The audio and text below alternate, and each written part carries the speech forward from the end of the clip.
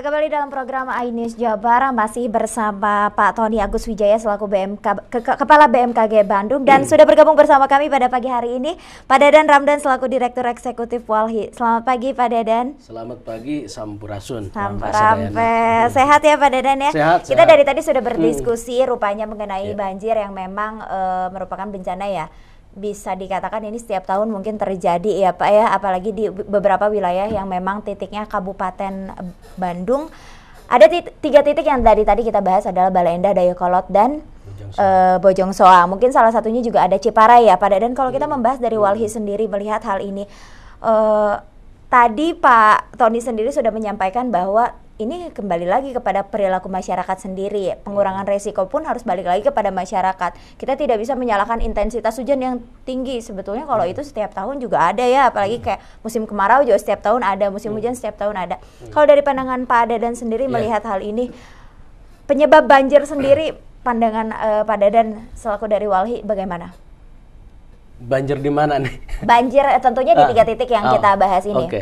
Jadi kalau kita periksa sejak 20 tahun gitu ya rentangnya, memang ada semacam tren di mana banjir rutin yang besar itu dalam siklus 5 tahunan.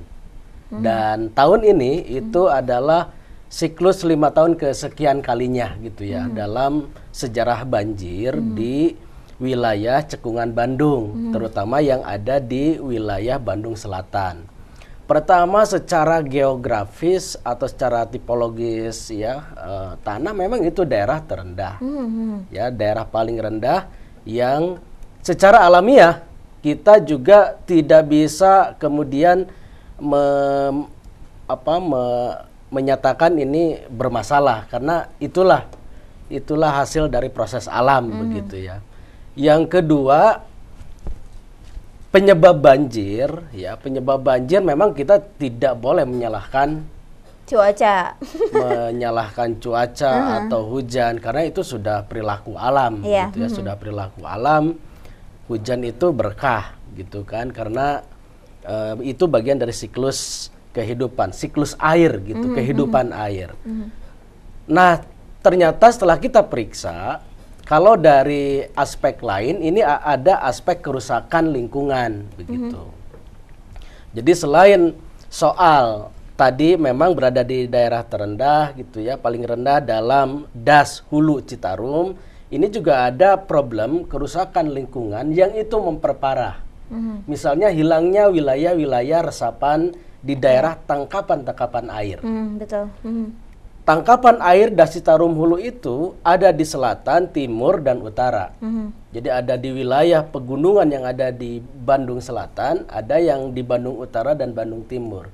Dan kalau kita periksa di lapangan, kita bisa melihat fakta bahwa terjadi kerusakan lahan. Baik itu oleh pemukiman skala besar, komersil, dan juga pertanian yang memang tidak ramah lingkungan, tidak berkaidah konservasi, sehingga resapan air, runoff itu semakin bertambah, resapan air semakin berkurang. Ini jadi satu faktor. Jadi sebetulnya kalau berbicara mengenai faktor penyebab tentu banyak sekali. Kalau masyarakat tidak mungkin tunggal memang. Tidak tunggal. Nah, kalau berbicara mengenai tadi juga Pak Tony sempat mungkin menyinggung seperti perilaku masyarakatnya sendiri seperti apa mungkin. Nah, kalau kita berbicara mengenai gaya hidupnya yang salah, kita katakan seperti itu, apa sih sebetulnya dari pandangan Pak Dadan sendiri yang mungkin ini masyarakat, kita tidak bisa menyalahkan masyarakat. Kembali lagi sebetulnya ini ada banyak aspek yang harus kita bahas. Tapi mungkin salah satunya masyarakat sebagai bentuk pengingat kepada masyarakat, ini gaya hidup yang betul itu harusnya seperti ini loh. Itu contohnya seperti apa? Kalau kita kembalikan lagi ke hulu dari pengurusan wilayah, maka kita akan kembali lagi ke tata ruang begitu. Tata ruang dan wilayah. Dan ini yang kemudian tidak menjadi patokan bersama. Kadang rencana pemerintah dengan rencana masyarakat itu berbeda. Rencana pemerintah dengan rencana dunia usaha itu berbeda dengan rencana masyarakat. Nah, di dalam tata ruang itu kan ada aspek masyarakat sebagai subjek. Nah, ini yang memang belum banyak diolah. Ada kesadaran ada perilaku yang keliru di masyarakat, tetapi itu tidak intervensi lewat edukasi, sosialisasi. Betul. Sehingga problem banjir memang tak lepas dari juga problem perilaku masyarakat soal sampah. Meskipun itu bukan utama. Karena ini soal air ya. Kalau sampah banyak, air tidak ada gitu kan, tidak jadi masalah banjir sebetulnya. Dampaknya mungkin tidak sampai separah begitu, itu ya. Separah itu. Tapi kembali lagi ke bagaimana sebetulnya kerjasama gitu kan, kerjasama yang sinergis antara masyarakat dengan pemerintah. Pemerintah jalankan kewajibannya untuk mengedukasi, menyediakan sarana fasilitas untuk pengolahan lingkungan soal sampah misalnya, dan juga masyarakat terus gitu terus memperbaiki dirinya gitu kan, perilakunya, sehingga ya ini tempat tinggal mereka kan yang harus mereka jaga sendiri gitu. Betul. Itu yang bisa dilakukan. Saya ke Pak Tony, mungkin tadi kita terakhir membahas mengenai pengurangan resikonya sendiri. Ada mungkin sedikit masukan dari Pak Tony sendiri mengenai pengurangan resiko yang bisa sedikit saja. Kalau tadi Pak Tony menyampaikan bahwa nggak usah jauh-jauh lah mikir untuk penanggulangan yang bagaimana. Kita mulai dari hal yang terkecil saja yang bisa dilakukan oleh masyarakat sendiri di lingkungan rumah, di lingkungan sekitarnya. Mungkin ada pengurangan risiko yang seperti apa Pak Tony? Iya, jadi memang bencana ini kan tanggung jawab semuanya. Jadi ada 3 pihak di sana, ada masyarakat, ada pemerintah daerah, ada juga pemerintah pusat yang tentunya masing-masing memiliki peran masing-masing.